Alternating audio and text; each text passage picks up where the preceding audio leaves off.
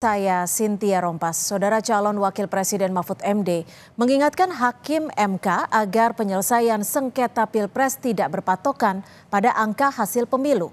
Mahfud pun mengutip ucapan Yusril yang pernah mengkritik MK agar Mahkamah Konstitusi jangan menjadi mahkamah kalkulator.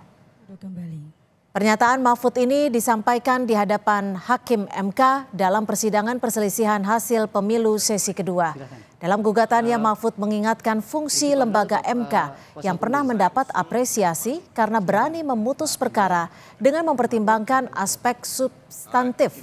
Mahfud lalu menyinggung kritik Yusril terhadap MK sebagai mahkamah kalkulator saat menjadi saksi ahli tim Prabowo Hatta di sengketa Pilpres 2014.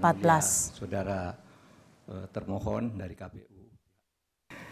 Mahaguru Hukum Tata Negara Profesor Yusril Iza Mahendra saat ikut menjadi ahli pada sengketa hasil pemilu 2014 dan bersaksi di MK pada tanggal 15 Juli mengatakan bahwa penilaian atas proses pemilu yang bukan hanya pada angka harus dilakukan oleh MK. Pandangan ini bukan pandangan lama, melainkan pandangan yang selalu baru, yang justru terus berkembang sampai sekarang. Menjadikan MK hanya sekedar mahkamah kalkulator, menurut Pak Yusril, adalah justru merupakan pandangan lama yang sudah diperbarui sekarang. Ketua Tim Hukum Anies Muhaimin, Ari Yusuf Amir menyebut putusan Mahkamah Konstitusi yang mengubah syarat usia Capres-Cawapres merupakan awal dari kecurangan pelaksanaan Pilpres. Ari menjelaskan putusan MK yang membuat putra Presiden Jokowi, Gibran Raka Buming Raka, bisa maju dalam kontestasi Pilpres menjadi sumber kecurangan dan intervensi pemerintah demi memenangkan Prabowo Gibran. Tim Hukum Nasional Amin pun menuntut diadakannya pemilu ulang tanpa melibatkan Cawapres Gibran Raka Buming Raka. Yang pertama, adanya putusan Mahkamah Konstitusi, selanjutnya kami sebut Mahkamah, mengenai perubahan syarat usia calon presiden dan calon wakil presiden yang diubah di menit terakhir. Pendaftaran Capres-Cawapres sehingga anak presiden yang belum berumur 40 tahun dapat ikut pencalonan. Akibatnya, proses yang tidak netral sedari awal itu telah menyebabkan pelanggaran azas dan prinsip penyelenggaraan pemilu sebagaimana disebut dalam konstitusi dan undang-undang pemilu.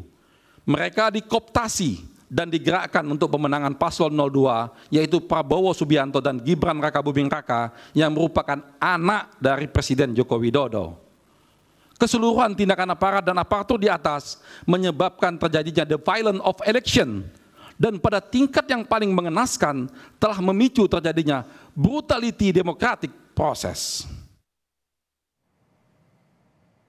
Menanggapi dalil kecurangan pemilu yang disampaikan Tim Hukum Anies Muhaimin, Ketua Tim Pembela Prabowo Gibran Yusril Iza Mahendra menilai permohonan Tim Amin tak berisikan bukti, melainkan narasi berupa asumsi dan hipotesis. Besok Yusril dan tim akan menyampaikan jawaban dari permohonan yang dilayangkan pihak Anies Muhaimin.